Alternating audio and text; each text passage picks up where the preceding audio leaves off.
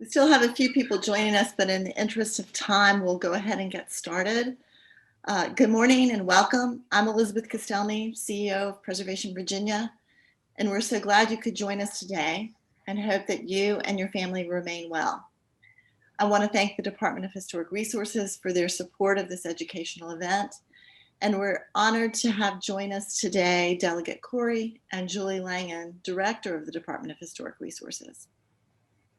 History and historic places seem all the more relevant in our lives today. And with the tragic events at the US Capitol last week, we all recognize the value of these places that unite us and symbolize the persistence of this nation. Today, we're here to talk about the threats caused by recurrent flooding and sea level rise, and the solutions specific to historic resources. Flooding is the most costly and common natural disaster affecting virtually every corner of the Commonwealth. Through our ownership of historic sites, including historic Jamestown and Bacon's Castle, and through our work with individuals and partners across the Commonwealth, we are well aware of the threats posed to older buildings in flood-prone regions.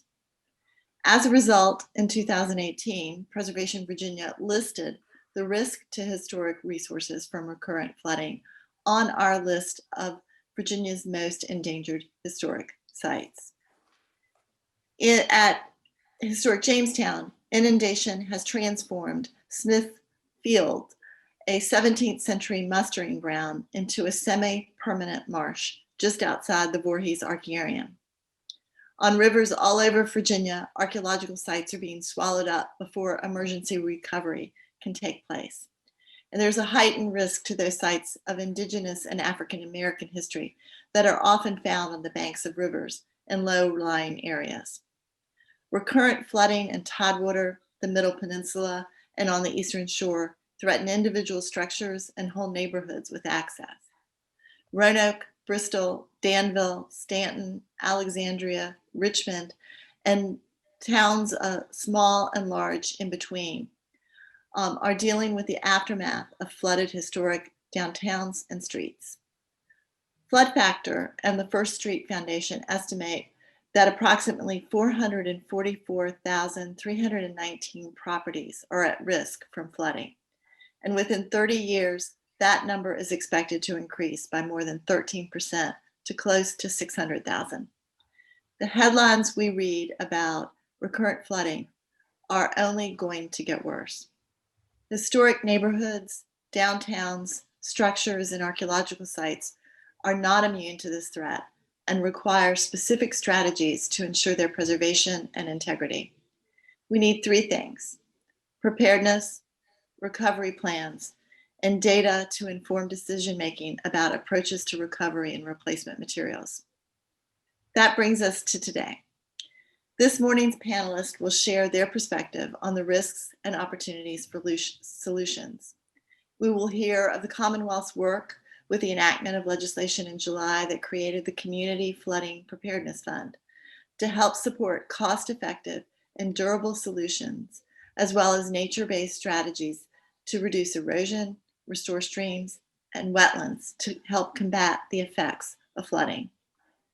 Our other panelists will share the proactive ways to prepare and recover from these types of disasters, and new approaches being explored to analyze the movement of water through pre-1970 structures and its impact on those construction materials, allowing us to identify the most cost-effective and efficient means to restore and retrofit those buildings. To be sure, the risks of recurrent flooding have been known and are increasing. Today's discussion is part of the ongoing and evolving approach to ensure a future for Virginia's historic places. Now, I would like to introduce Genevieve Keller, Chair of our Board of Trustees, to introduce our speakers this morning. Jenny is a national leader in historic preservation and cultural landscape practice and theory, and has helped increase national awareness of how rural and cultural landscapes can be protected. She's a visiting professor at the University of Virginia's School of Architecture. Jenny? Thank you, Elizabeth, for your kind remarks. and for your timely introduction, and good morning to everyone. It's my privilege today to represent the Board of Preservation Virginia as the current chair and to introduce our speakers and panelists. The value of our going virtual this year is that people are not limited to real-time participation, but I am glad that so many of you are able to join us at this moment to learn more about this increasingly important topic that affects all of Virginia, from our coastal area to our mountain communities.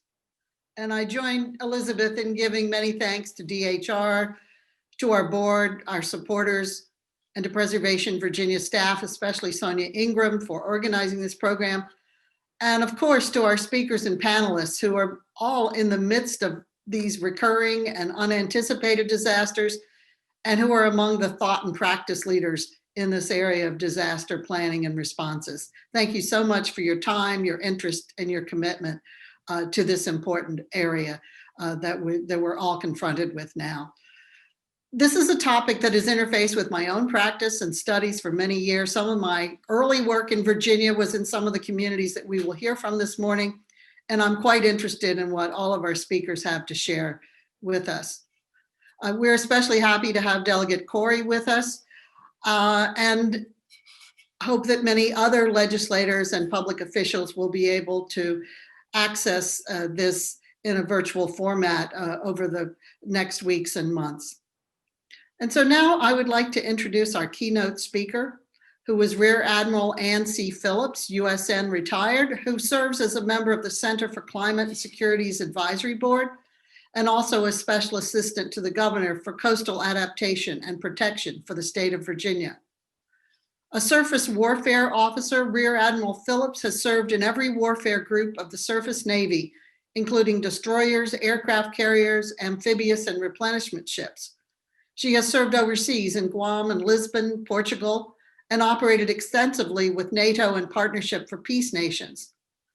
During her 31 years on active duty, she commissioned and commanded USS Mustin, DDG-89, and commanded Destroyer Squadron 28 and Expeditionary Strike Group 2, which included all of the amphibious expeditionary forces on the East Coast of the United States.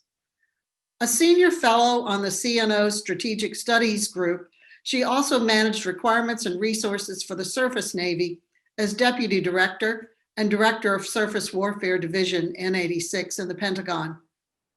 In that position, she served on the Chief of Naval Operations Climate Change and Energy Task Forces, where she co-chaired the Surface Force Working Group, developing and implementing climate change adaptation and energy reduction strategies for the U.S. Navy.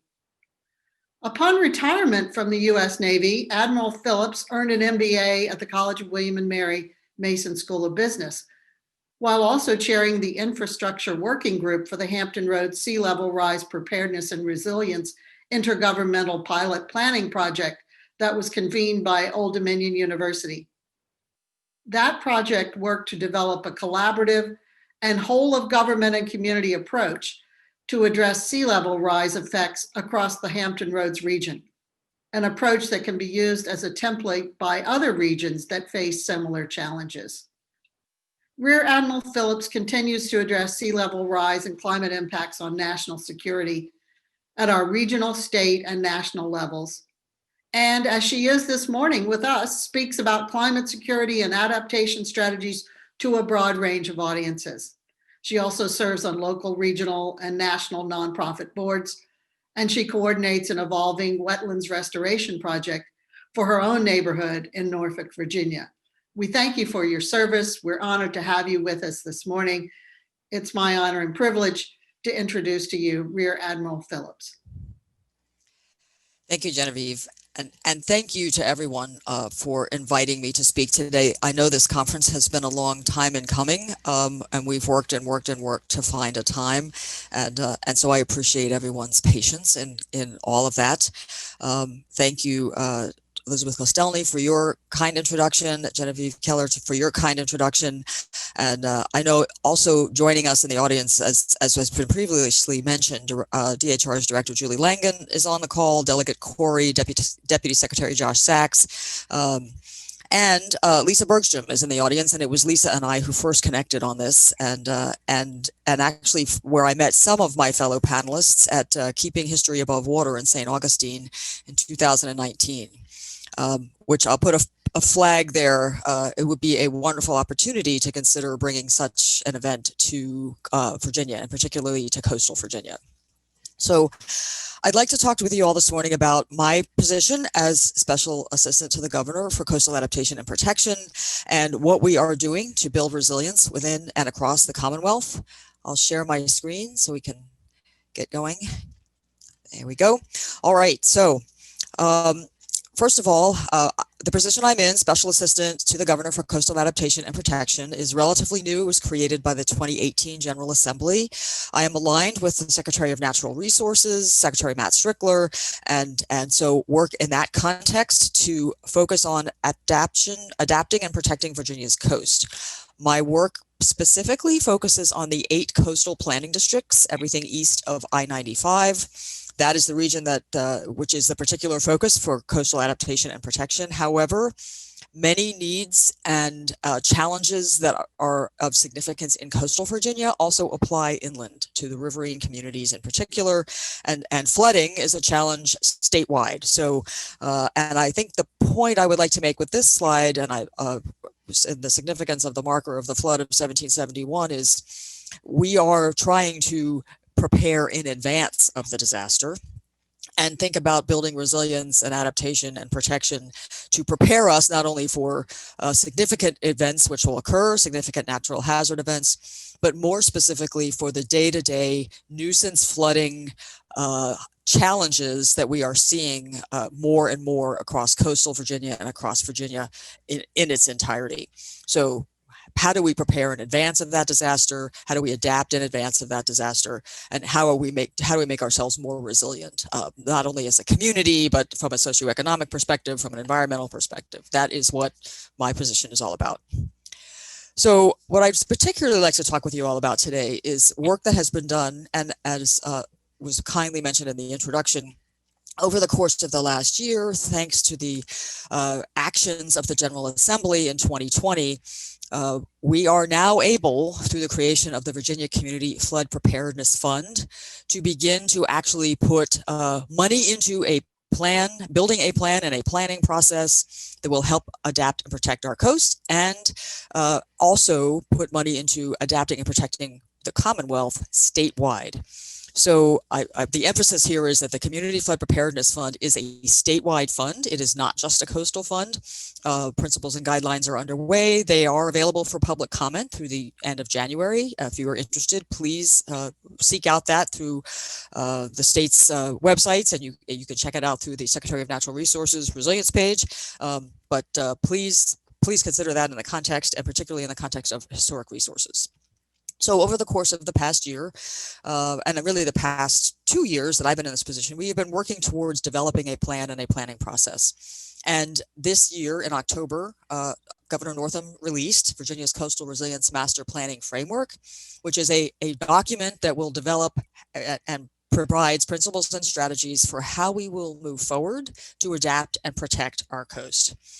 And in particular, with the consideration of not only infrastructure, but universal resilience for our Commonwealth. The guiding principles of our framework are, first of all, that we acknowledge that climate change is real, happening, consistent, and it will be with us for our future, for our children's future, for our grandchildren's future. So we should make decisions in that context based on the best available science and engineering as we move forward. Second, a recurring thread running throughout our process must be that we are enhancing and ensuring equity, addressing socioeconomic inequalities, which are many, particularly in our coastal areas, particularly in low-lying areas, and work to enhance equity throughout our adaptation and protection efforts. So this involves outreach, this involves consideration of socioeconomic impacts and values as we move forward with this process. We're also focused on nature based solutions to the greatest extent possible, first line of defense, while acknowledging that every solution for every circumstance will not be a green solution. We will have to have some gray as well, but how do we make that gray as green as possible, move in if we must go in that direction? We are considering a region-specific approach. Things that are appropriate for the Middle Peninsula or the Eastern Shore, be appropriate solutions for Hampton Roads, which is a highly urban, suburban, industrial region. Nevertheless, solutions must be considered in the context of adapting and protecting the full coast. And finally, how do we make our solutions cost effective? How do we focus our efforts, prioritize our activities, and then pull together federal, state, and local funding opportunities to achieve those focused, targeted solutions that we want to prioritize through the creation of this master plan? We're very good in the Commonwealth about getting grants. We've done well with FEMA. We do well with transportation infrastructure grants. We do well with NIFWIF and NOAA grants, but we don't prioritize. And so what that leaves you with is a circumstance where those who can and have capacity to apply for grants and to plan do, and those who don't have that capacity don't. So that's awesome for those who are good at it, but do we need to keep doing the same things in the same areas? Maybe there's a priority elsewhere, and there just isn't the capacity to help that locality or that community move forward. So that gets back to the equity piece, and since there will never be enough money to do everything everyone wants to do, how do we tailor and focus on the most cost-effective solutions? We have, as discussed, broken our coast down into 4 master planning regions. These are regions that share similarities in their topography and geography, but also regions that do a lot of things together already. So Crater and Richmond, as an example, already have a shared hazard mitigation planning process. The 3 rural coastal planning districts already share a lot of best practices and activities. The 2 Northern Virginia riverine and stream flooding is a big focus and challenge for them. That's also a challenge in Richmond and Crater planning districts. So we felt that by breaking ourselves up into four larger regions, we could focus on specific targeted solutions that are unique maybe in those circumstances. Hampton Roads is down there at the bottom by itself, which is fine for those of you who pay attention to the planning district strategy within the Commonwealth. Many localities who are border on one planning district actually are members of both. So we have people in the Crater planning district who are actually members of Hampton Roads planning district and Crater planning district, as just one example. So even though there are some lines here, we understand that water doesn't really follow those lines, and so there must be shared approaches as we move forward. The most immediate actions based on the outcomes of and direction by the governor that is in the framework are, first, that we establish a technical advisory committee to help us collect projects, develop a prioritization process, and implement that process to create our first full master plan by the end of 2021. The Technical Advisory Committee is documented in Executive Order 71. There are a list of the principal members, but we also may invite technical experts to provide additional technical expertise for that body, and we have done so. So we're up to about 56 members now, and that list is growing carefully as we move forward and realize we need additional specific technical background. The Technical Advisory Committee has met. It met December 14th. We are now breaking ourselves down into subcommittees. We have 7 proposed at this point in time, and we expect the next meeting will be sometime in mid-February. These meetings will be public. This December 14th meeting is public, and all the subcommittee meetings will be public once they begin. So you may join in and participate. They will be posted and noticed on the town hall so that the public may listen in and provide input. Second, Coastal Zone Management Program, really the only entity within the Commonwealth that already does a collective, already works collectively and collaboratively with a wide group of stakeholders, including state agencies, but also the 8 coastal planning districts. So the 8 coastal planning districts are members of the Technical Advisory Committee. They are already members of the Coastal Zone Management Program. and in that context, have been working for years on Virginia's coastal zone, but buried within the Department of Environmental Quality. So now, as directed in Executive Directive 13, the Coastal Zone Management Program for purposes of coastal adaptation and protection will report directly to the Secretary of Natural Resources. That gives them a more direct line into the Secretary's office, and it also gives us the opportunity to take advantage of the work that they have already done, the stakeholder outreach and collaboration processes that have already been developed over the years, and to pull all that together into our master planning process. I should add that the coastal zone is designated in code as Tidewater, Virginia, and it does not include every single county in all of the 8 coastal planning districts, specifically anything that drains south into the Albemarle-Pamlico Sound watershed, not included in the management program, but it is included in our coastal master plan, just to make sure that that nuance is understood.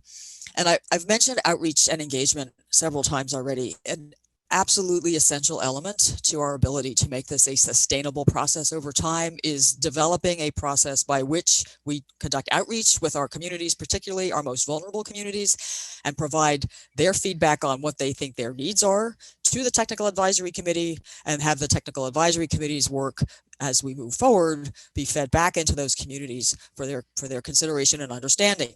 So setting up that process is going to be a big part of the work we'll be doing over the course of the next year, so that we have these localities and communities in this at the beginning. We have planning districts in it. We have localities who are very much aware of this, but getting down into the neighborhoods that are the most impacted is going to be a challenge. And it's particularly a challenge under the current COVID circumstances, because these people are very vulnerable to that circumstance also. And we can't just assume that this is top of mind for them. It is not necessarily. So the way to do that is to work with special interest groups, other stakeholders, nonprofits that are working in communities already, and add this kind of message to their messages so that we can begin to establish a relationship that considers this as well. So more to follow there. There's a lot going on in that context, but absolutely essential that we are able to set up a process like that. And for those of you who are familiar with this from other regions, Louisiana has over time been able to develop an exceptional outreach strategy and feedback strategy that is very effective, really largely supported by a collaborative of nonprofits and stakeholders. And so it took them 10 years to get that started and functioning in a way that they think is sustainable. And we hope it doesn't take us 10 years to do this, but understand that it does take time, but it's a key essential element to the equity piece in particular. I've talked about a lot of these already, incorporating climate change projections into future state programs and ensuring that the best available science is used in incorporating those projections. We've done some of this already through Executive Order 45, which was directed by Executive Order 24, which also directed the master plan overall. But this Commonwealth has selected NOAA's intermediate high 2017 sea level rise projection as its planning curve for how it will situate and consider positioning future construction for state-owned buildings. We're working to expand that effort more broadly across state infrastructure, and Deputy Secretary Sachs is leading that effort with the Department of Conservation and Recreation. We also established with Executive Order 45 an elevation standard, so that if you must build within a floodplain, first you need a variance and you must meet a specific set of criteria. So again, all of that has been established for the Commonwealth, which is an excellent step forward, but it's for state infrastructure, not all infrastructure. We are also focused on coordinating efforts, as we've just talked about, across state, federal, regional, and local prioritization processes. The localities and the planning districts in many ways are ahead of the state. Many of them have done considerable research already in preparing themselves, and we can take advantage of that research and data and study work as we move forward. But what we understand is that we must coordinate efforts so we don't have one locality taking actions that would inadvertently create a unfortunate and negative circumstance, more flooding in this case, for an adjacent locality, just because we haven't coordinated. So that will also help us expand our financial opportunities, and then identifying, as we've discussed, and prioritizing projects over the course of the next year so that we can target our first master plan strategy. And we talked about fiscal challenges and aligning fiscal efforts already. So what's next? As discussed, the Technical Advisory Committee has met, and we will continue to move forward there. I've talked about outreach and how critical that is to our progress. We have also released a request for proposals for professional engineering services to help us get started on this process this year. It issued December 1st. It closed December 30th. We are in the process of evaluating offers that were submitted now, and hope to have that process wrapped up around the end of the month, around the end of January. We may not be able to get there quite that quickly. But the intent is that the next Technical Advisory Committee meeting, a winning offerer will be presented to the Technical Advisory Committee, and we'll discuss their proposal. So that is all in progress to help us move forward. And when I talk about the Community Flood Preparedness Fund earlier, I didn't go into great detail about how it is funded. House Bill 981 basically authorized the Commonwealth to participate in the Regional Greenhouse Gas Initiative, which we joined officially January 1st of this year, and to more specifically to take the proceeds from the sale of carbon credits in coordination with being a part of the Regional Greenhouse Gas Initiative, and use those, provide them back to the state for the state's use. Virginia is the 11th state to be a part of RGGI, the first southern state, if you will, but we're in. Which is a good thing, and from a number of perspectives. The intent is to, gradually ratchet down greenhouse gas emissions, particularly for large emitters. So using these funds are split into two different categories. 45% of the revenues, and there are 4 auctions a year, so over the course of the 4 auctions of the year, 45% of the funds will go to the Virginia Community Flood Preparedness Fund, which I spoke about at the beginning, which will be administered by the Department of Conservation and Recreation. 50% of the funds will go to the Department of Housing and Community Development to administer an energy efficiency fund. And 2% of the funds, in addition, will go to DHCD to help them manage that process. The last 3% goes to Department of Environmental Quality to help them manage the RGGI participation process. So that's the whole capsule. And I would say there is already legislation that is considering poaching some of those funds. And we haven't even gotten 1 year underway here. We haven't even gotten our first tranche of money. So we'll see where that goes. But I would submit to you that with flooding being the circumstance that it is statewide, it's absolutely critical that we keep the process that we have. That would be my opinion. And further, certainly with the need for energy efficiency in low and moderate income housing, there's a great need to keep the energy efficiency fund as well and move forward in that context. So both DHCD and DCR, as discussed, are developing principles and guidelines now. And in DCR's case, again, the public comment period closes January 30th. We will also work this year to develop a coastal relocation handbook for communities that are considering various forms of relocation. In some circumstances, in some areas, there's open discussion and planning in this context. In other areas, it is more of a challenge to talk about, and there's resistance to considering such a thing. However, we know that in time we will need to consider strategic coastal relocation. What that means by locality or by community is up to them. It may mean moving 6 houses across the street. It may mean relocating a village.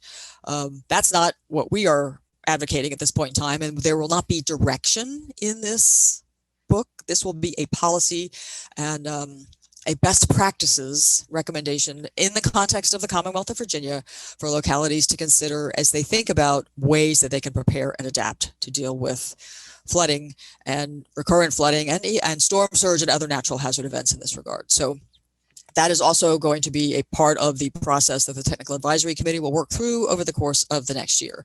And again, the intent is by the fall of 2021, we'll be all set with our first iteration of a master plan. You've heard all of this. The intent here is to say that eventually we'll get into a cycle where we believe roughly every 5 years we'll be able to go through the full process again and rearrange priorities as we see fit. Lastly, I'll close with a quote from the governor when he opened the General Assembly special session in August of this year, that water management needs cannot wait. And so our focus here is to not only focus on building, adapting and protecting our coast, but also ensuring that we do it in the most efficient way with an eye towards water quality and water management, equity, green infrastructure wherever possible, and developing a process that helps the state prioritize across impacted regions, and in my case, particularly in the coast, for where we should focus our attention to help our community members. And with that, I'll close.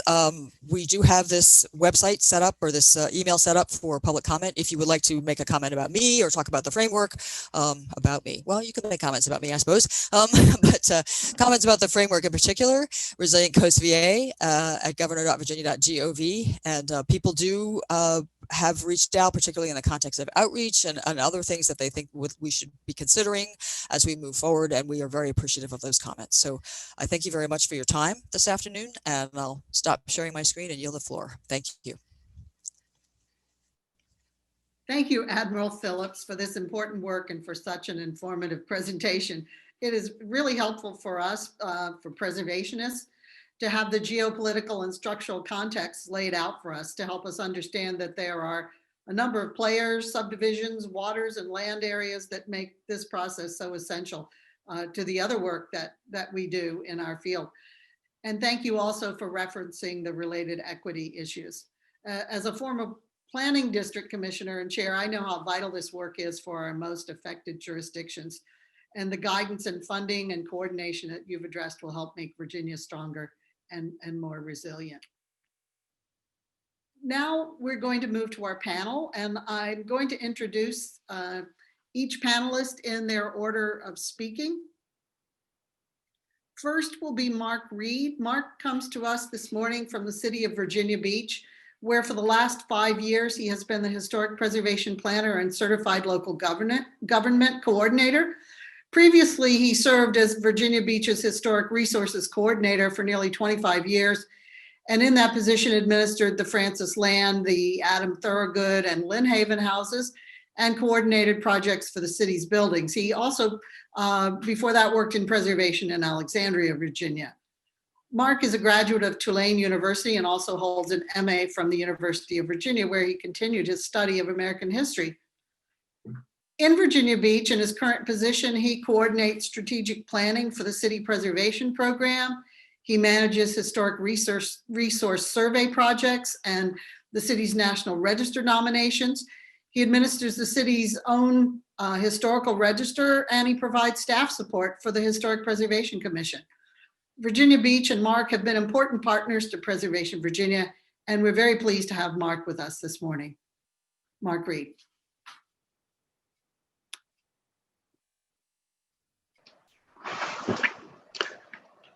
Thank you very much. It's a pleasure to be here today. Let me get my screen shared for everybody.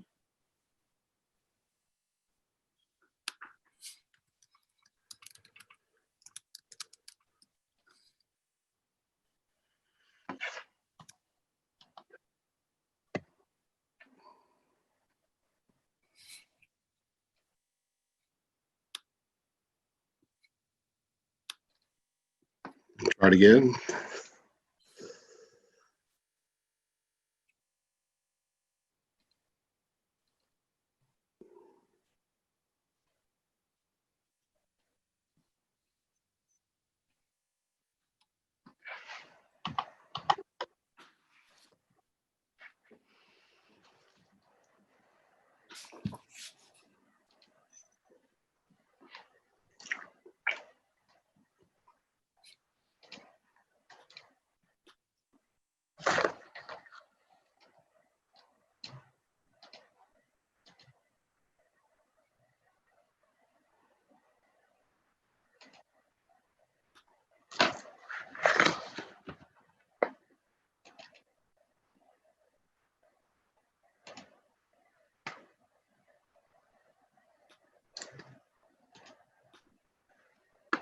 It worked so well earlier, Sonia.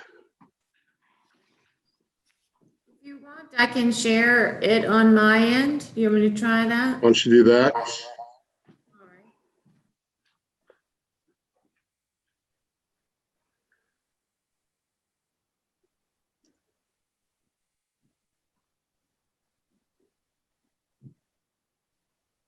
Great. Look good? I am often technologically challenged, as you can see today.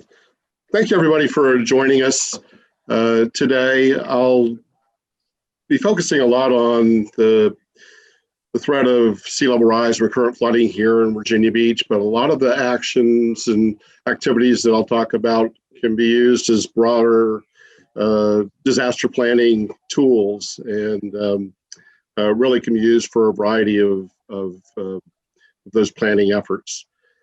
Here in Virginia Beach, we are already seeing the effects of recurrent flooding and sea level rise, particularly in the southern half of the city. We have what are called wind tides. So persistent winds out of the south just pile up the water. So even on a sunny day, like you see here in the photo, historic properties like the Horn Point Hunt Club, built in 1907, become an island with Back Bay's water is being pushed up around it. So we already are seeing those effects.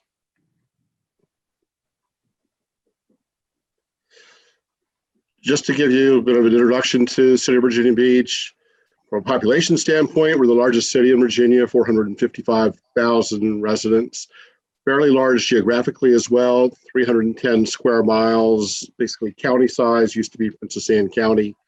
We have 28 miles of shoreline on the Chesapeake Bay and the Atlantic Ocean. That's not really where our threats come from, at least our biggest threats come from sea level rise and recurrent flooding. They're more from our inland waterways. And we have in the northern part of the city, the Lynnhaven River, which drains into the Chesapeake Bay. In the southern part of the city, we have the North Landing River, which drains into the Currituck Sound, and also Back Bay, a very large freshwater basin that also drains into the Currituck Sound. The northern half of Virginia Beach is intensively developed, pretty much a suburban sprawl type of development. We also have a resort at the oceanfront. The southern half is more sparsely populated and developed. It's generally in agricultural use. We also have a lot of federal and state presence within Virginia Beach. From the military, we have Little Creek Amphibious Base, Fort Story, Naval Air Station Oceana, and the Dam Neck Training Center. The state has a military installation here as well, Camp Pendleton. And then we have some beautiful natural areas too. The National Wildlife Refuge at Back Bay, which is federal property, and then two large state parks, Spanning State Park up in the northeastern section of the city, and then the very southeastern area, south of Back Bay, Falls Cape State Park. And all these federal and state properties have a lot of historic resources on them. So it requires us to have some coordination with them. And the most important things that you need to have is an idea of what your resources are and where they're located. So you need to keep your architectural surveys up to date. We hadn't surveyed our resources since the early 1990s until recently. We just completed an architectural survey update for the northern half of Virginia Beach in 2018 and the southern half of Virginia Beach in 2020. The northern half, we focused on neighborhoods because that's really how that area of the city developed in the 20th century. And in the southern half, we focused on crossroads, farm complexes, and recreational resources such as the hunt clubs. Like the Horn Point Hunt Club you saw on the first slide.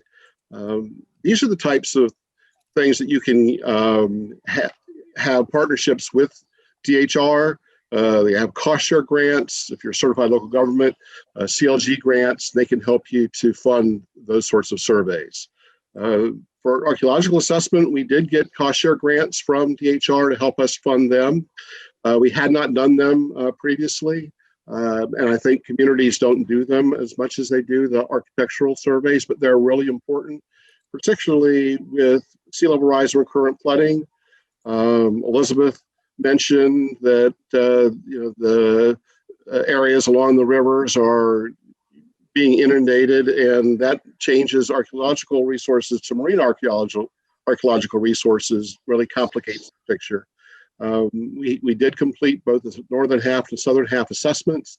There they assess the condition of known archaeological sites. They look for potential new archaeological sites and provide predictive models for where prehistoric and historic resources, archaeological resources, might be found. And to show you the impact of sea level rise already on some of our resources, on the left you see some somewhat time-lapse picture of Big Cedar Island and Back Bay.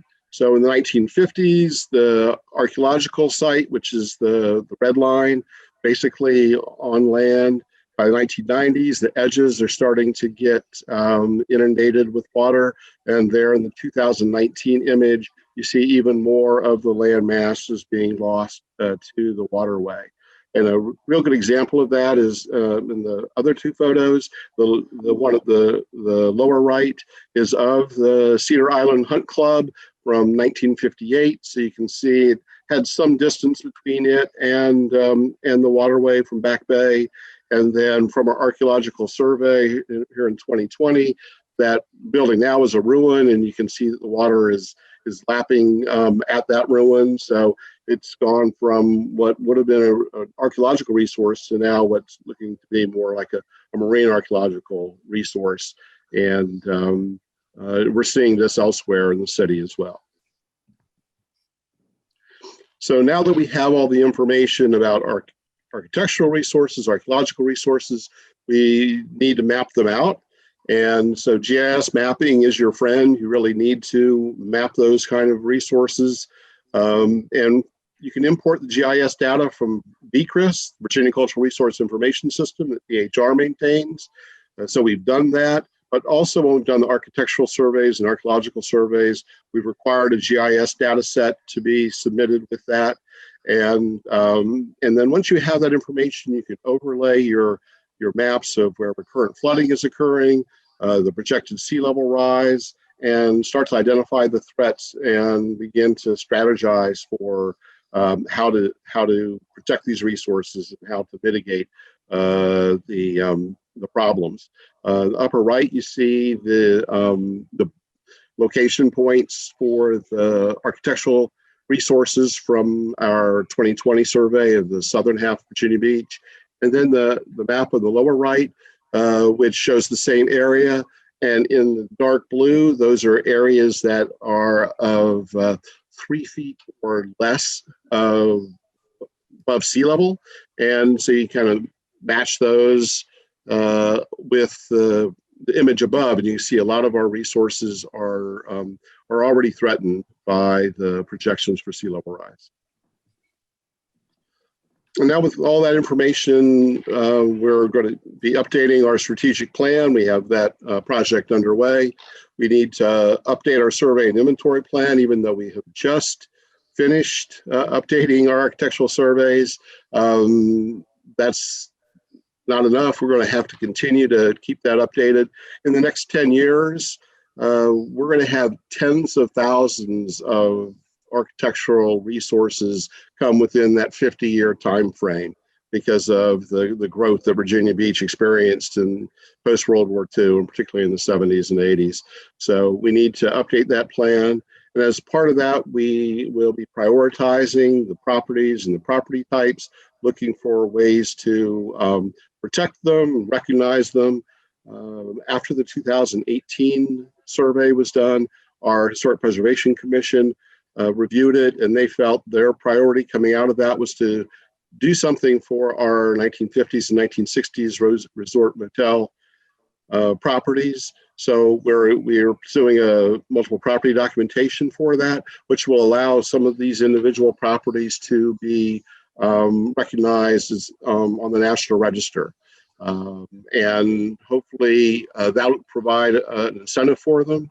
One thing you can do is you can be an agent of change. You can impact legislation or regulation. Our Historic Preservation Commission several years ago felt that an incentive for historic properties would be that if they were on the Virginia Landmarks Register, they should get, the property owners should get some kind of a tax break simply for maintaining that kind of a historic property.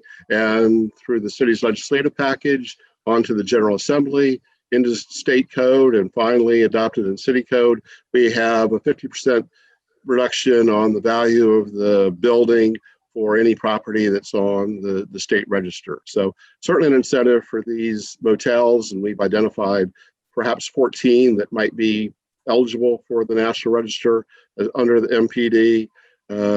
They have that that incentive to be on the register, and that might help preserve them. Then you can help, as part of your strategic plan, you're going to identify your threats and outline solutions. You'll do some disaster planning within your strategic plan, but that may identify that you need to do a separate disaster plan, recovery plan, and particularly a plan to deal with sea level rise or current flooding. What you must do is coordinate with what your city and county are doing. Here in Virginia Beach, they're already well ahead of us. They know we have historic resources, but they don't focus on them as much as we would like. And so as part of the strategic planning process, we are making sure we do that coordination. And there's a variety of plans that are already underway here in Virginia Beach. So make sure you coordinate with what's going on in your community. And finally, you're doing it today, but learn as much as you can. Online, there are a lot of plans that have already been done. One of the better ones is Weather It Together, done by the city of Annapolis, which is their mitigation plan for sea level rise and recurrent flooding. And Admiral Phillips already mentioned Keeping History Above Water, the conference that specifically addresses historic resources and the impending threat of sea level rise, the recurrent flooding. It's not even impending, it's here. I was able to attend the one in Annapolis, the one in St. Augustine. They were two of the best conferences I've ever attended. I learned more there than I thought I could actually have the capacity to learn. Coming up, they're going to have one in Charleston. It was scheduled for March, but they've decided they don't want to do it virtually. They want to do it in person. So they're looking at summer or fall, perhaps, to do that. So I'd encourage you to attend.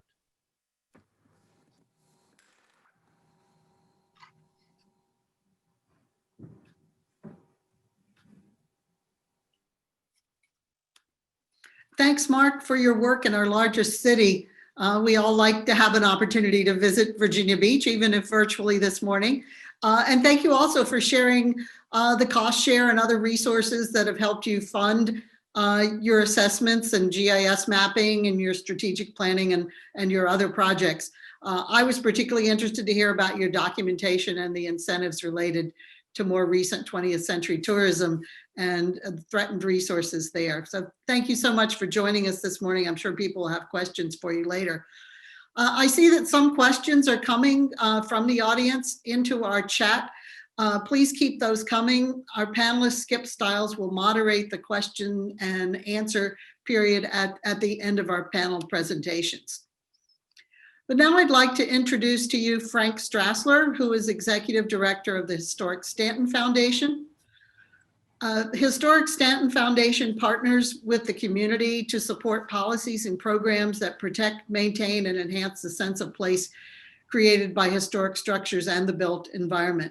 Frank says that every day is a balancing act of organizational and facilities management, providing preservation advice to builders and homeowners, helping with community planning, and acting as an advisor for the local Historic Preservation Commission. Because our media coverage here in Charlottesville overlaps with Staunton, I've watched with horror as unanticipated floodwaters have inundated Staunton's downtown historic buildings. Frank is also a very valuable member of our Preservation Virginia Public Policy Committee, and we so appreciate his many contributions locally and statewide. And he will now share his experience and the existing conditions and plans that are taking place in Staunton. Frank.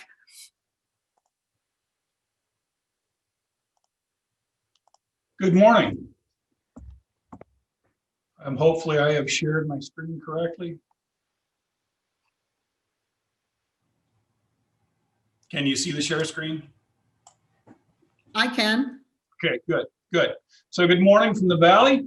After hearing all this talk about the coast and the lapping floodwaters in your direction, I like to joke around that we here in the Valley depend on the Blue Ridge Mountains to be the first dune. You're all welcome to come this direction when the water gets high. But today we're going to discuss Staunton's challenges with flooding, review some of the history of our flooding, talk about some of the recent flooding occurring here in August, and mitigation efforts and the current status of mitigating some of the stormwater damage that we're experiencing. I want to clarify that I'm Executive Director of Historic Staunton Foundation. I'm not a city employee and I'm not an engineer, but we have worked to identify some best management practices and maybe propose some green infrastructure that could help the historic districts and help the community as a whole. So to give you an idea, a review of historic newspapers shows us that Staunton has a very consistent history of flooding. 1844, and these are big floods. 1880, 1844, 1855, 1860, 1870, 1896, 2003, 2020, twice, within 2 weeks of each other. So it's significant here. And we have an interesting topography, and I'll show some of that later. I thought a nice little term that seems to be used in the 19th century is freshet in describing these intense little storms that center right over our community. And you can see that in 1860, our last Saturday, our city of Hills was visited by another of those floods, which on occasions heretofore have been the terror of our citizens, and they really are somewhat terrifying. 1896 is one of the famous Staunton floods, and there are some excellent historic photographs of the damage. And some of the typical, in September, the storms come over the area and they just dump. In 2019 dollars for this flood, it was probably would have been about a $15 million disaster, extensive damage to the community.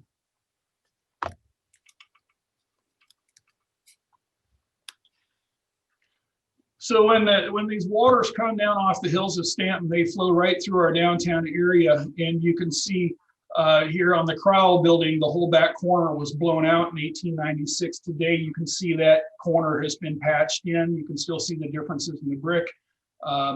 One of the interesting things that occurred here in the last flood in August is that the sidewalk right at that corner blew out again. So history does rhyme. 2020, excuse me. We experienced quite a bit of flooding.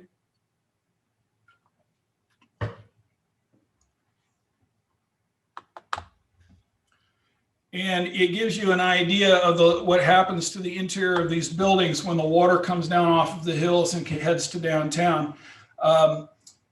We experienced in the August 8th flood about $890,000 in public damage, $1.5 million in residential property damage, and $750,000 in commercial property damage. We did not qualify as a federal declared disaster. You can see the public defender's office here filled with water. That is typical of all of the businesses located along our wharf area. And they just plain filled. And then up in the neighborhoods, retaining walls collapsed, and the collapse of the retaining walls in this hilly area continues yearly. And it's quite an investment for residential property owners to maintain these walls. So talk a little bit about the non-coastal flooding and mitigation and relief.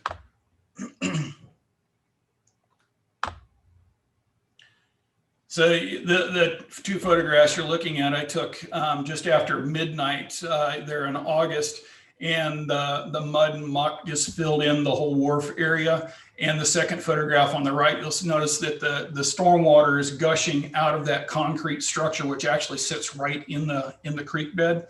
And that is actually the sewer system. It comes down and it follows the creek, is contained within a concrete system. But when it is overwhelmed, of course, then everything flows out. And so that, again, is an issue. If you're out cleaning up your building in downtown Staunton after a flood, it is going to be contaminated with sewer.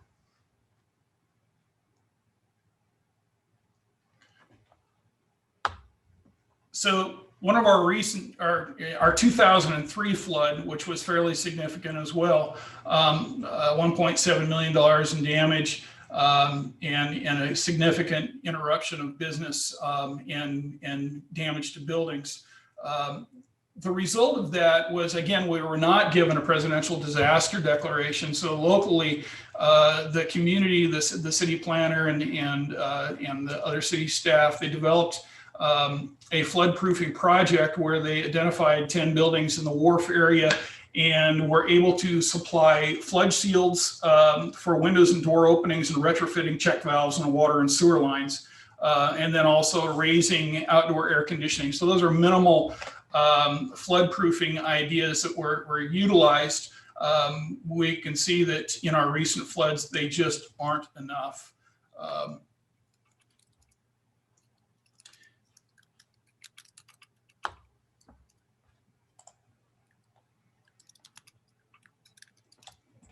So to give you an idea of our challenge here is that the area to the west of Staunton, we're just talking to the edge of town, is a ridge area. And all the water that flows through Staunton originates from this ridge, from springs. But by the time all the neighborhoods drain into these little creeks of Staunton, they all converge right downtown. And beginning in the early 20th century, all of those creeks were covered with concrete and asphalt later. And they converge in the wharf parking lot today.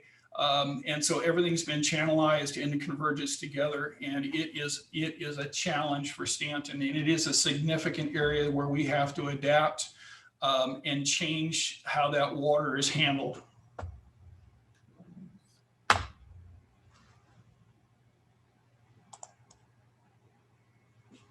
So for Historic Staunton Foundation, what we have done is to engage in a series of educational opportunities where we review historic resources and take people out on long walks, basically tours of various parts of neighborhoods to address preservation concerns. And in 2019, we worked to look at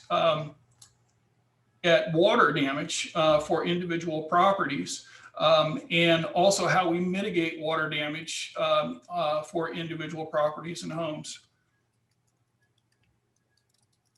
So we wanted to consider, can you take historic districts and individual properties and have them start to slow down and absorb drainage to help mitigate all that runoff that comes off of the hills.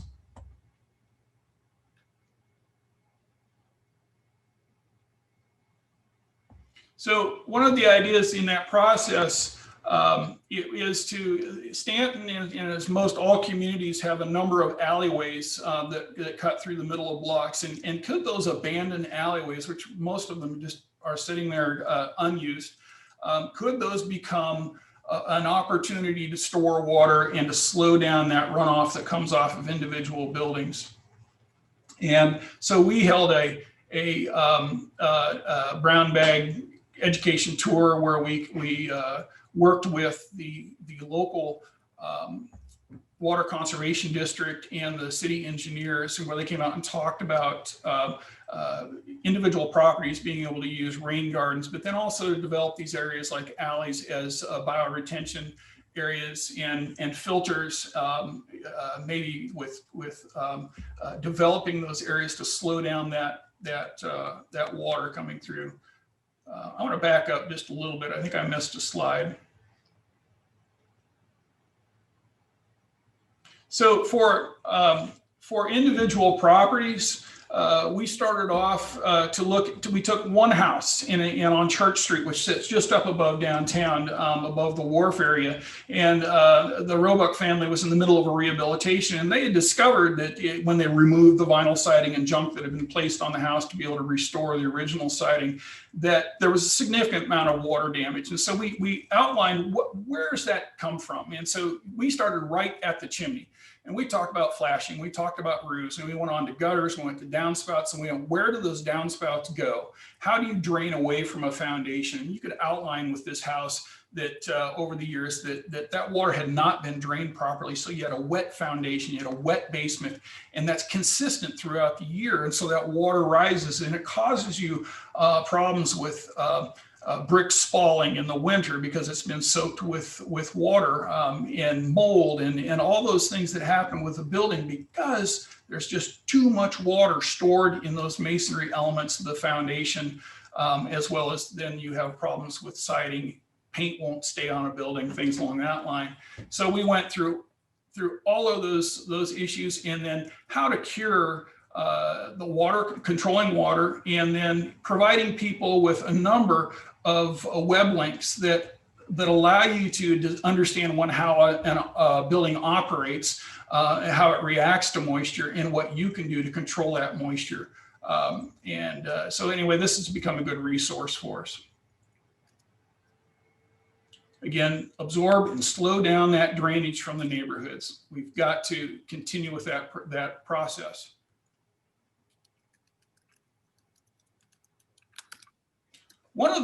I think one of the neatest resources for individual neighborhoods, as well as property owners and city planning, for communities like Staunton throughout Virginia, is Chicago's Green Alley Handbook. They've done a wonderful job, an illustrated handbook that walks you through how to control water in neighborhoods and how to store it so that it doesn't rush off of properties or out of city blocks to other resources.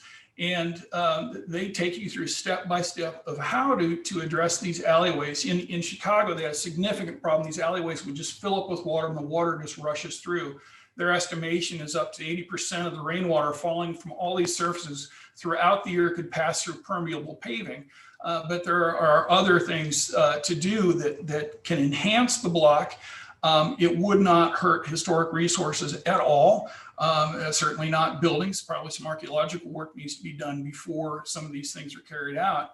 But you can incorporate things like dark sky lighting, green roofs, trees, utilizing more trees and replanting trees, and the rain barrels, and make sure that when you put in a patio that it has proper drainage, that it's permeable, and that water goes away from the house. And of course, good roofs, good gutters, good drainage, and controlling it.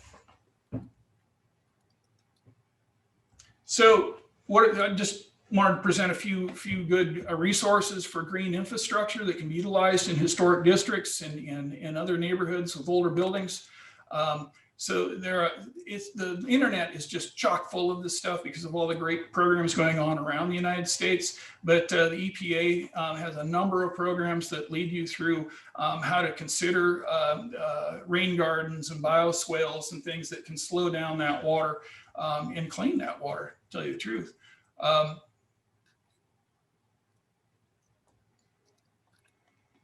And for future planning decisions with Staunton, so we have a number of challenges here, just like any community with all this water and the flooding. The photograph here is of a building. They had to pull all their inventory out, lost much of their inventory.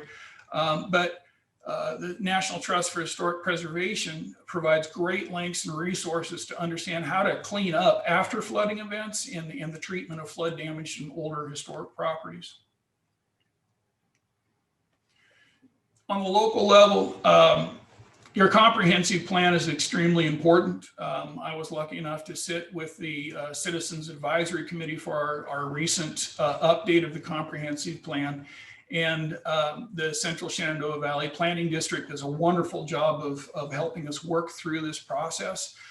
Included in the plan are graphics such as this that show us where are the high points in town, where are the low points in town, and look at that floodway that goes right through downtown Staunton and exits town. And then it also charts out for us floodplain management, hydraulic structures, National Flood Insurance Program, integrated flood observing warning system, stormwater management, all these things that need to be accounted for in that document. This is a key document for the community. I'm getting ahead of my notes.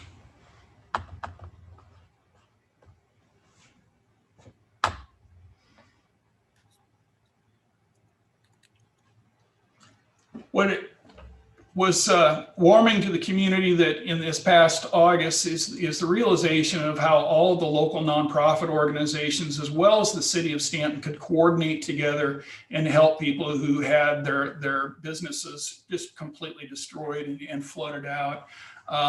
And so there was a wonderful local effort of these groups coming together, from coordinating volunteers to come down and scoop out the muck and mud, to moving the wine bottles out of the wine shop, and getting these businesses back in order. So the coordination efforts there from Staunton Downtown Development Association, the City of Staunton, the Community Fund, Blue Ridge Community Fund, and other organizations was just fantastic. So what are we doing in the future here? Staunton is conducting stormwater assessment. We need to plan better. We need to upgrade our infrastructure so that we're not seeing these high dollar impact to local businesses and to historic resources. So they're conducting preliminary assessments and planning that stormwater management. The problem is money. It all comes down to money. And the fiscal challenge for Staunton, Virginia, is that we already know that in the upcoming 5-year period, we need $4.2 million alone just to address those basic projects that the engineering department has identified. But they already know there are $20 million of unscheduled and unfunded projects. Currently, we assess fees for city services that are dedicated to this, but it's only bringing in about $780,000 in annual revenue. So we are woefully underfunded to be able to implement infrastructure to control this level of water flowing through the community.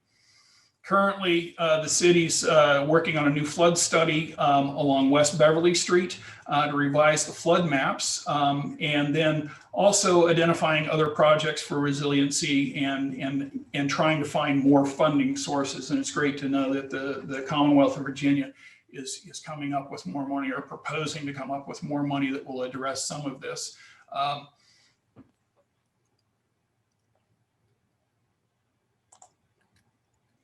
So Staunton City Council, just our latest action within the community, the Staunton City Council approved a staff recommendation to apply for a Building a Resilient Infrastructure and Communities grant, and they hope to receive $100,000 to undertake a hydrologic and hydraulic study. Again, we're in the study phase here and identifying these issues, but we have got to move quickly toward adapting infrastructure, adapting these green neighborhood practices that will absorb and slow down water so that it doesn't just gush to the center of the community, that it can retain the water and let it out slowly and mitigate those storms that flow over Staunton. Thank you. I appreciate the opportunity to present and look forward to any questions.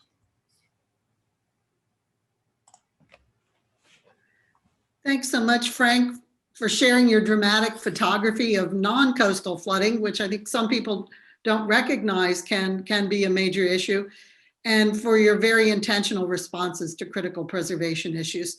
Staunton has long been a preservation leader in Virginia, And again, you're demonstrating resilience and persistence in dealing with your recurrent flooding.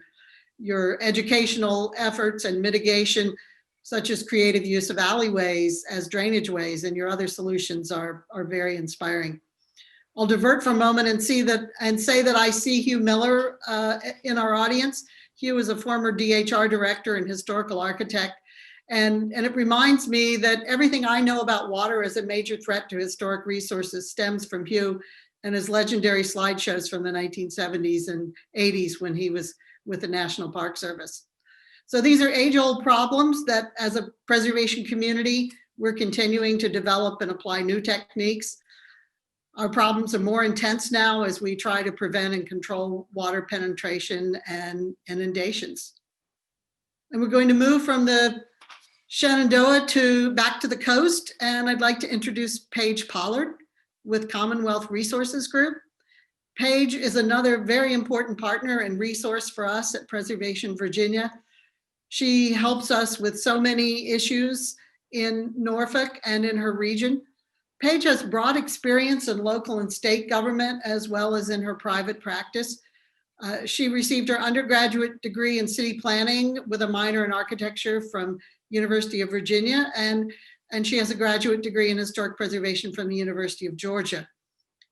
Prior to establishing Commonwealth Preservation Group, she managed DHR's local government assistance programs, as well as the department's Tidewater Region Preservation Program. She also worked for the city of Norfolk as a historic preservation planner.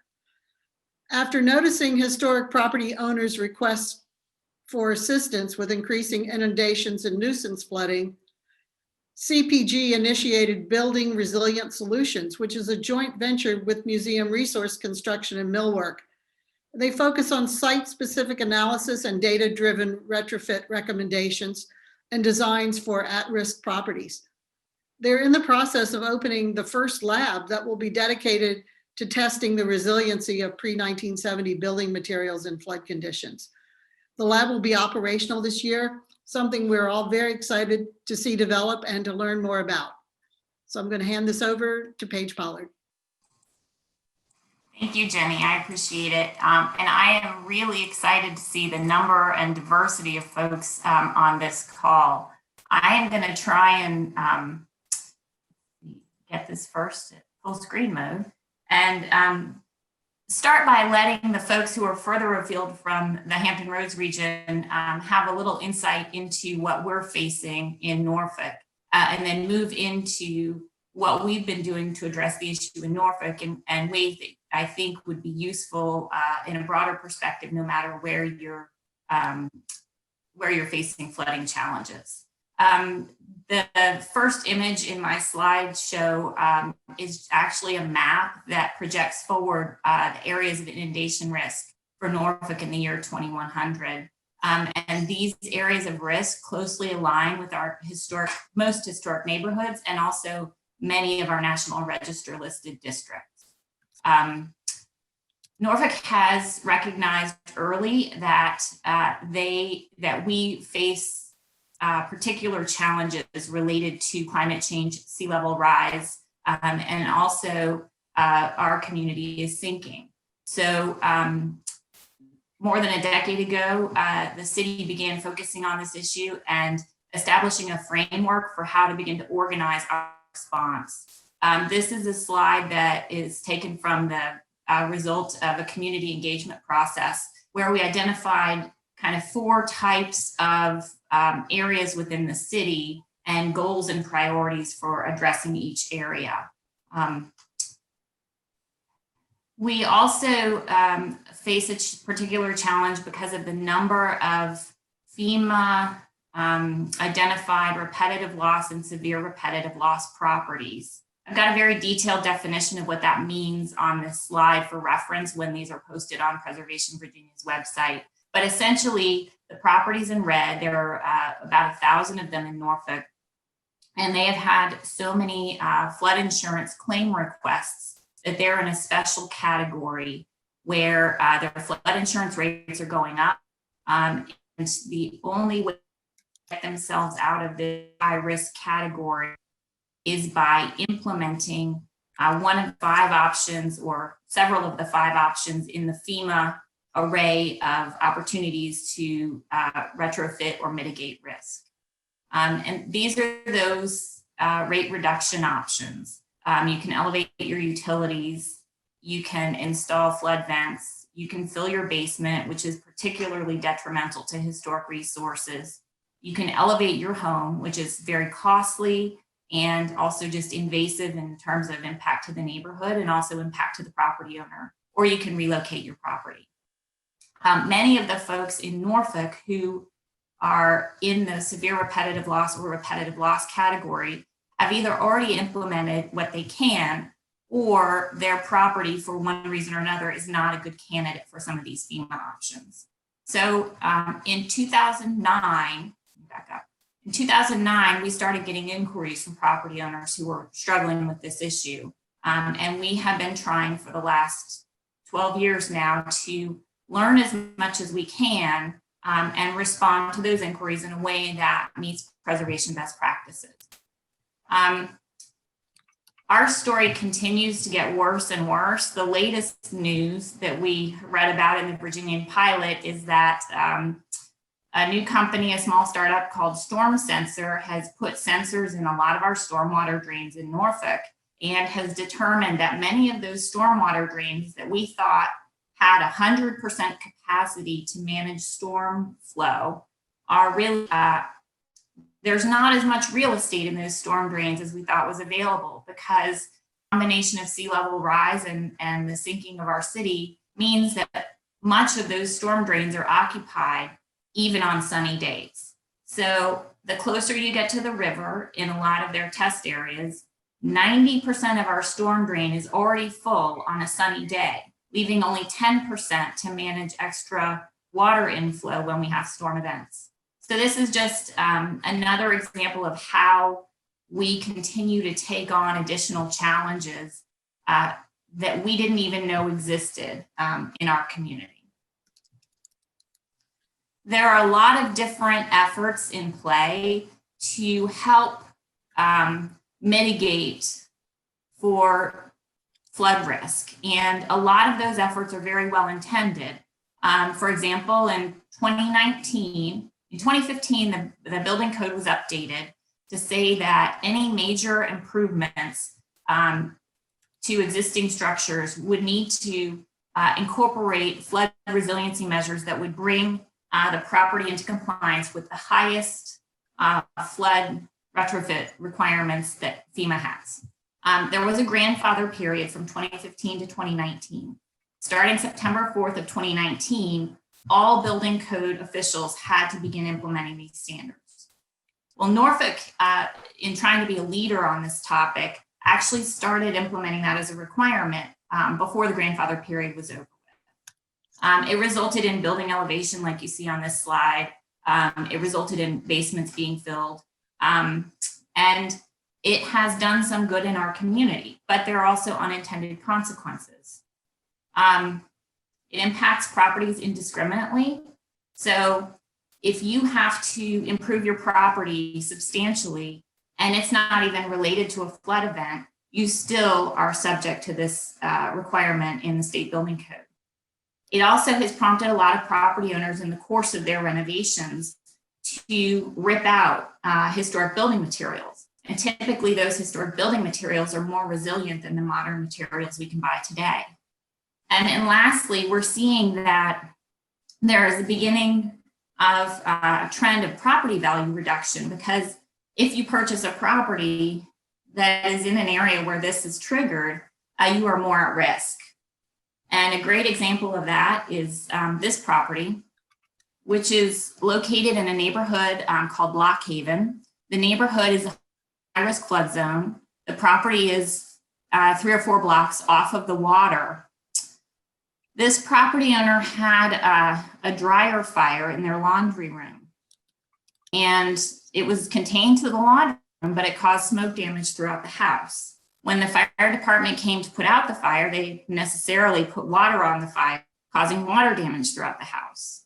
So this dryer fire turned into wholesale demolition of this historic property because the repairs related to the fire damage exceeded 50% of the assessed value of the building, and therefore triggered that element in the building code. So there are unintended consequences of even the best policies. The good news is we have a lot of tools out there, and I think as a preservation community, we really need to be more aware of these tools maybe than we are. As an example, Norfolk in 2018 updated its zoning ordinance. It was designed to be the most resilient zoning ordinance in the country, received awards by the APA in 2019. It provides increased risk reduction and protective measures for all properties. Interestingly, it also implements an option allowed by FEMA, which enables historic properties to be exempted from that 50% building code rule. There are certain stipulations, and it doesn't mean that the historic property doesn't have to include retrofits to reduce risk, but it means you're not limited to the 5 retrofit options that we saw earlier in my presentation. So we have just really started using this tool in the last 6 months, and we're very excited about it. It does have strict requirements. It means a property must be listed on the Register of Historic Places, the Virginia Landmarks Register, or locally. I see that as an opportunity for the preservation community to continue to advocate for survey and register nominations, to continue to identify these neighborhoods where we might need a little bit more flexibility in how we protect the properties. You also, in order to qualify for an exemption for a historic property, you have to demonstrate that whatever those repair or rehabilitation requirements would be under the NFIP and FEMA would negatively affect the historic designation of the property. So an example would be if in Norfolk, we have a lot of homes that are elevated. If elevating the property by 8 feet would adversely affect its contributing status in the historic district, that would be a factor in allowing for the exemption. And I think this is where we really need to hold ourselves responsible. You need to propose alternative strategies to reduce risk. Obviously, we are all interested in protecting historic properties. And so even when we pursue these exemptions, we have to pursue risk reduction alternatives. This just gives us an opportunity to implement risk reduction alternatives that are more compatible with the buildings and the building material that we're working with. So this is an example of a forthcoming exemption request that we're about to submit. And I saw Matt Simons was here earlier. He is the city's NFIP contact for us. And he has been great to work with in beginning to implement this exemption program. I also saw Susan McBride, who's our historic preservation planner. So I hope she's here, and I invite her to chat in if I get any of this wrong. This property was purchased by a family in 1955. They've been in the property ever since.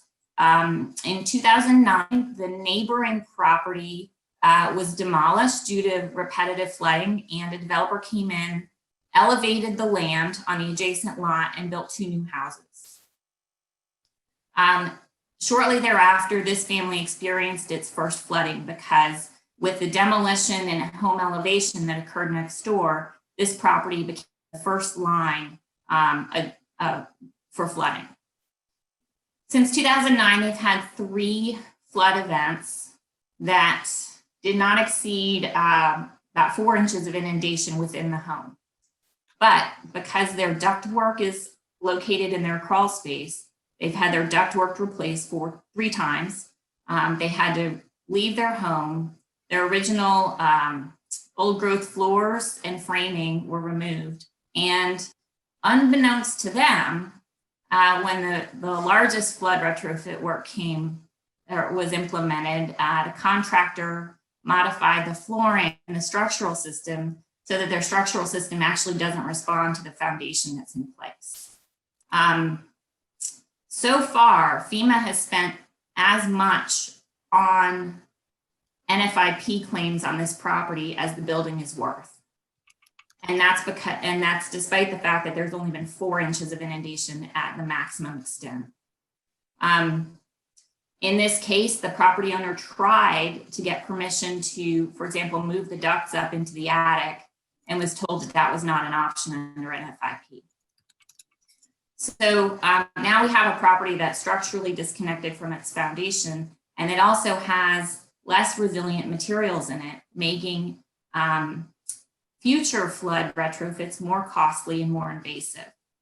So, and the property simply doesn't have the value associated with it to justify home elevation. So it doesn't meet the calculations that FEMA makes for that decision.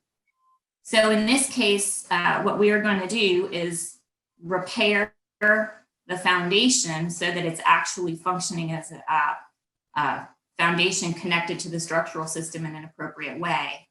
We're using all flood resilient materials for the framing. We're using flood resilient materials for the flooring. We're using flood resilient materials below base elevation for the walls. We're looking at a customized cabinet system, and so that, for example, in the kitchen, the cabinets can be very easily replaced without a full kitchen gut job.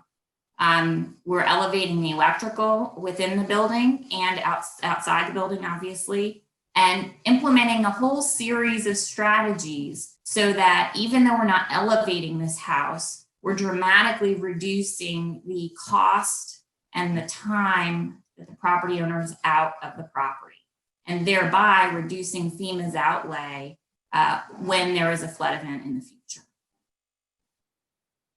So our approach is grounded in 4 key principles. We try to understand the site-specific history. What are the actual drivers on that piece of land? What is the risk? What is the damage? And what are the goals and the capacity of the property owner? That helps us determine whether we need a full-scale solution like home elevation, in which case we would send them to someone who specializes in that. Is there some incremental improvement we can employ? Are we going to do a managed retreat or a combination? In the case of the property we just talked about, it's really a combination. That property owner has a goal of living in the house through their natural life and then no other goal beyond that. So we're planning for about a 30-year life cycle for this property. And then at that point, we'll see where we are and see, what the best option is. So how do we get there in a responsible way? We've developed a monitoring kit to track pre-retrofit conditions within, say, a basement of a property, or in this case, within the crawl space, and determine what are the sources of water. We overlay that with meteorological data. We overlay that with past storm data. We overlay that with site and survey information so that we can really pinpoint what is driving water inundation at this property. And then we can direct all of our energy at solving that problem or managing that problem. We also do post-retrofit monitoring. So after we've finished designing and implementing our retrofits, we want to go back and make sure that they're actually working. We always make sure that we're taking corrective action if there was prior work that's causing problems. And honestly, we've found in almost every property that is the case. We also try and incorporate any large public infrastructure projects that might be happening in the area that will have an impact, positive or negative, on the property we're working on. We try and always utilize resilient materials, and that typically means natural and traditional materials. In the case of this project, we're also incorporating universal design because we know that the property owner wants to live there for her natural life. And very often we need to utilize the exemption policy to meet these goals. And again, as I said, in her case, we're planning for a 20 to 30-year occupancy. So that is the approach that we are taking. We are moving on to the next step. As Jenny mentioned, we're opening a lab so that we can begin testing historic materials and historic building assemblies in way that will demonstrate to FEMA and to decision makers at the local level and the state level that these building materials are actually more resilient and really should be part of the retrofit planning process rather than ripping everything out and putting it in a dumpster. Let's retain what's going to perform better over time. And so I thank you for your time and look forward to participating in the Q&A. Thanks so much, Paige. It's really interesting and inspiring to see the proactive planning that you're engaged in, as well as the wide extent of issues that you've explored in a preservation context, from retrofits to life cycle analysis. We all know that our nation and our communities share infrastructure issues, and it's certainly timely to remind us that it might be just as important to assess storm drains as historic buildings and structures. And that brings us to our next panelist, Blake McDonald from DHR. Blake originally hails from my area. He's a native of Albemarle County, and he's worked in cultural resource management, historic preservation advocacy, and museum education. He studied architectural history at both Connecticut College and the University of Virginia. And as DHR's Architectural Survey and Cost Share Program Manager, Blake now manages the program that's responsible for documenting the program that underpins our stewardship of Virginia's diverse past. Blake, we're very happy to have you with us this morning. Thank you so much, Genevieve, and thanks to everyone who's attended this morning. Let me go ahead and share my screen. Okay, can you all see and hear me? I see nodding heads, great, Yes. All right. So again, my name is Blake McDonald. I'm the Architecture Survey Manager at the Department of Historic Resources, the State Historic Preservation Office. And as part of that role, I do support the agency's disaster planning efforts.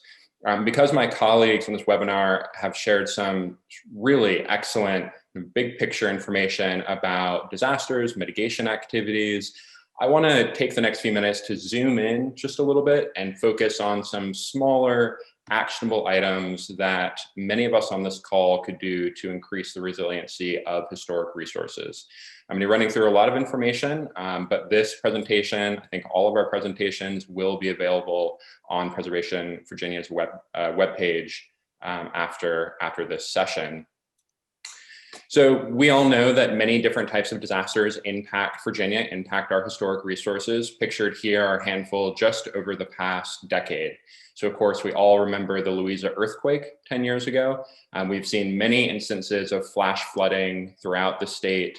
We've had weather events that may not have had widespread impact, but severely damaged specific historic resources, as was the case with the Donks Theater, which in 2016 collapsed during heavy snowfall.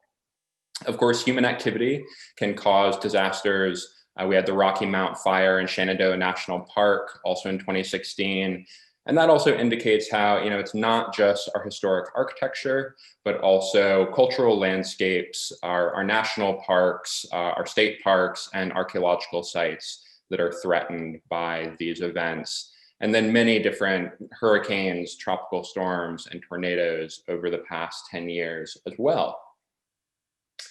So hopefully you're attending this webinar because you already see the value of considering historic resources in disaster mitigation. But here are just a few bullets summarizing why we should do this. Essentially, with advanced planning, we can figure out how to delegate our assets in order to accelerate our post-disaster recovery time and get back to that sense of normalcy after a disaster.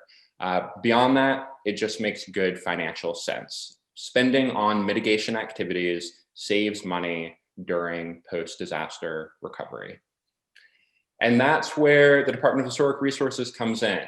We have built a webpage that serves as a clearinghouse for disaster mitigation sources to assist any of you in improving the resiliency of your property, of a historic site that you manage, or of your community, of your locality. In addition to this webpage, we have a staff of archaeologists, architectural historians, who can provide technical guidance to help you develop a historic resource mitigation plan.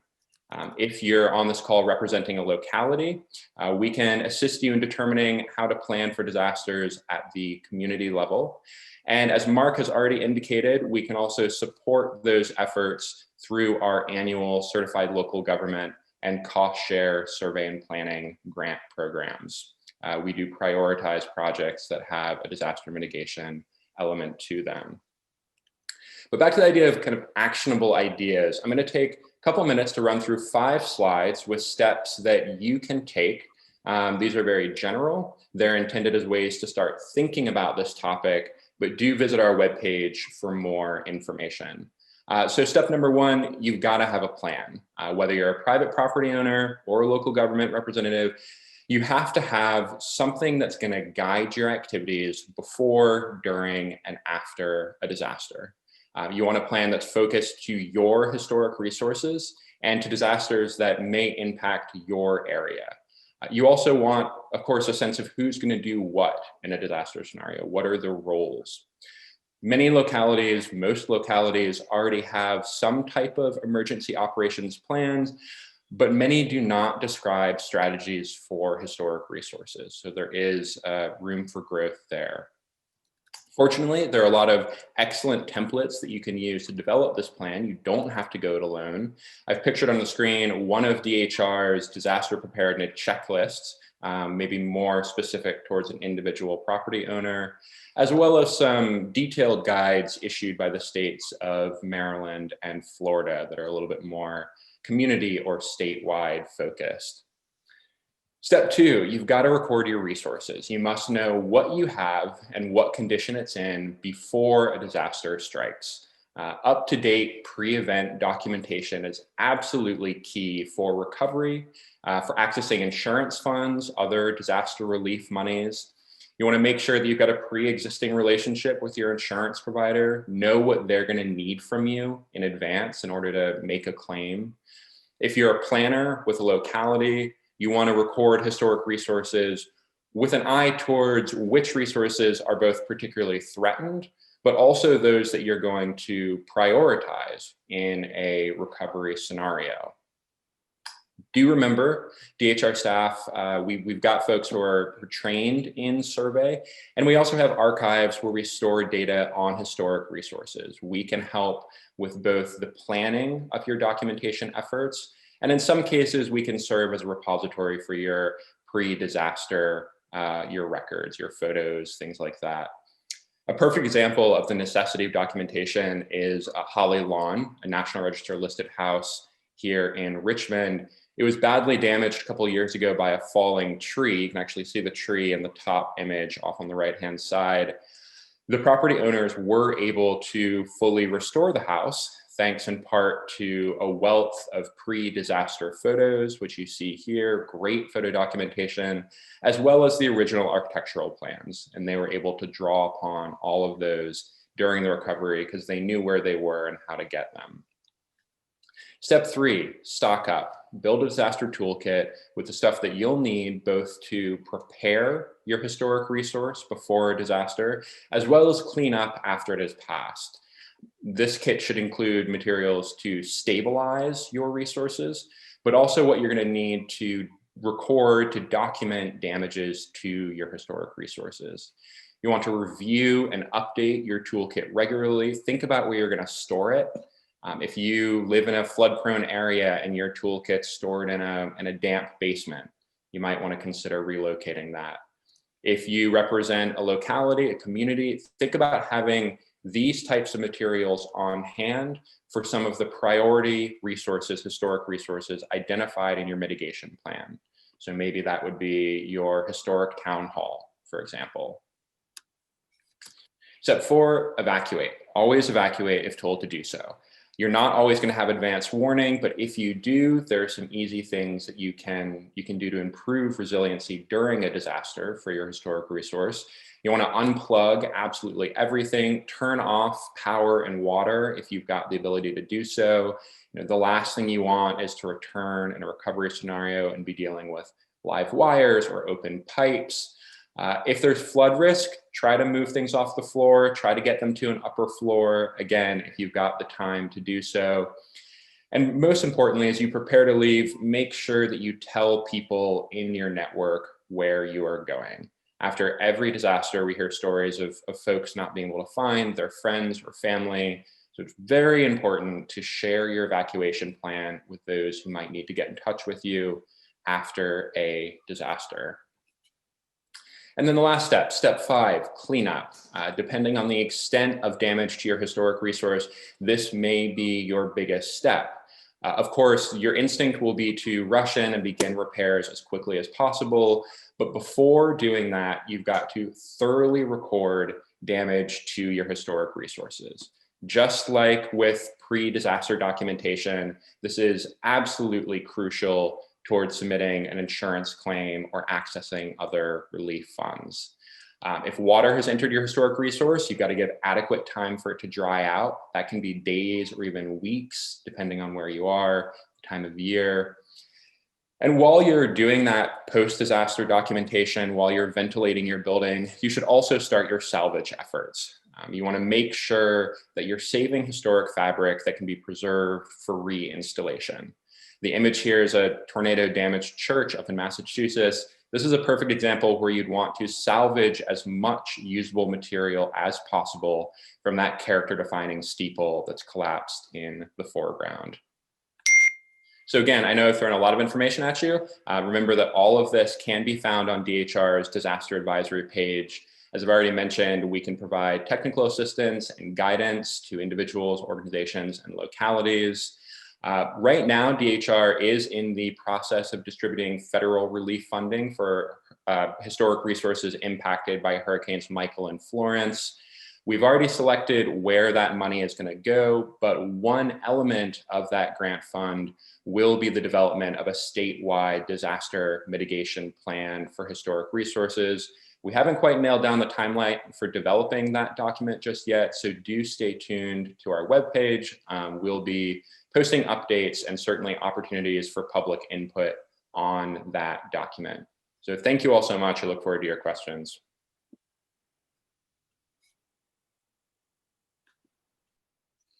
Thanks, Blake. We all depend on DHR for so much, and we really appreciate your resources and all that you do to partner with us in our communities, especially at critical times of disastrous events.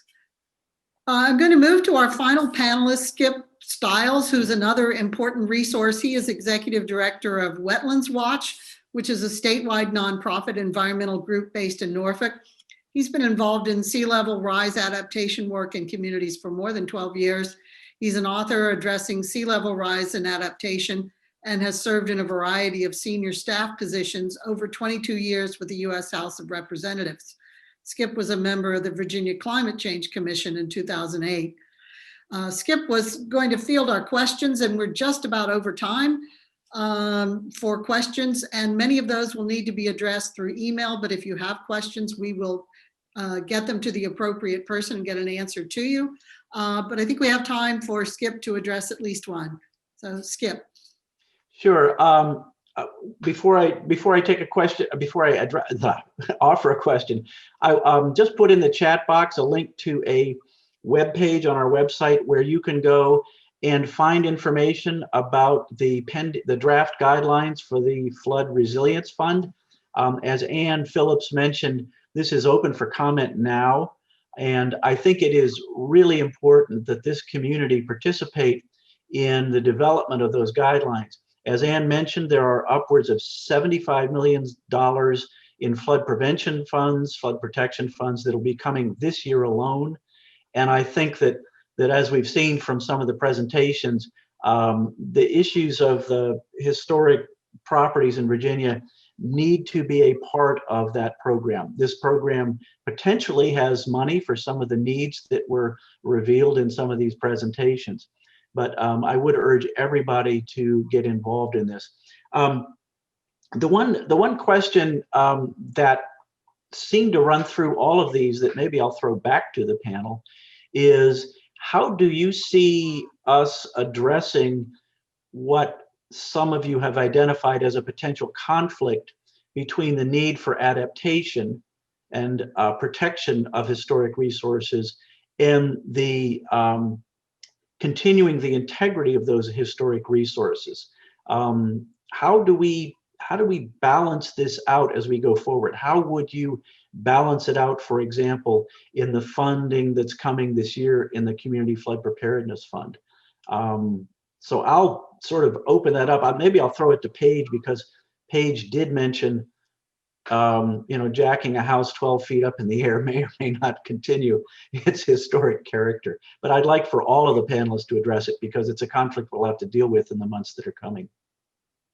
We really struggle with that in my office, but fundamentally what we try to do is identify the character defining features of the resource and its environment, and then identify retrofit solutions that will protect the building, but that also will protect those character defining features.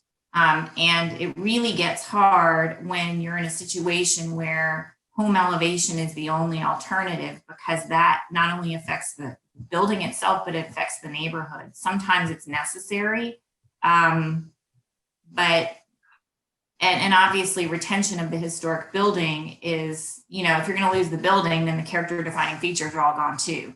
So at some point we have to yield, but I think it's about analyzing what those features are and making best effort to protect them. I might also add that this fund is going to require that each locality develop a plan before it receives the money. So this sort of gets to some of the stuff that Mark and Frank talked about, with looking at the sort of broader community-wide plan. Mark, the properties that were identified in Virginia Beach, and Frank, the work that was done in the comp plan. So maybe adding an additional wrinkle to you two, that would be interesting to hear how you go about developing a community-wide plan that would include historic resources.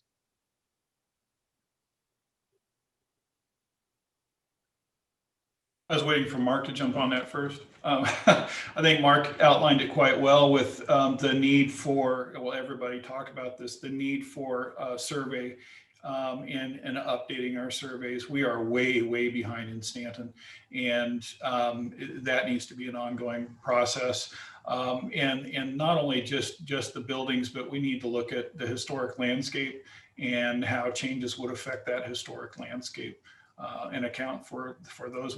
Staunton, you could easily consider many of the channelized creekways are stone structures and date to the 19th century. So they too are historic, but they will need to be retrofitted.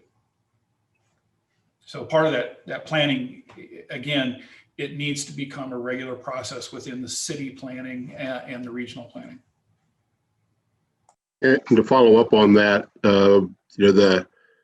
maybe the biggest challenge is getting the support from, from your city or county administration, from your department. It's going to cost some money. It's going to take some time. But here in Virginia Beach, the one thing that kind of pushed us forward was in 2016 when we became a certified local government. Once the city made that commitment, then they began committing the funds necessary. And you also have to seek help. The DHR is there to provide not only necessary professional advice, but they have the cost share and the CLG grants, and there are other grants out there. In the context of my current year's budget, I've increased it by over 100% for projects this year just through grants alone. So it is it's a lengthy process to get to that point of community planning, and the biggest word there is the first one, community. You do need to involve your community. We're just embarking on the strategic planning process here, and we know we're going to be challenged by having to do our public meetings virtually, but we think that might even get us more participation than if people physically have to come out to a location and spend an hour and a half their time sitting in a room with 50 strangers. We think that we'll try to take advantage of those opportunities. And the planning processes build on each other. So we're doing a community-wide strategic plan for our historic preservation program, but it'll identify other areas where we're going to need to do additional planning, particularly for the sea level rise and recurrent flooding. That's something that we can't cover in part of a chapter of a strategic plan for the preservation program. That's going to have its own planning mechanism to be able to address it properly.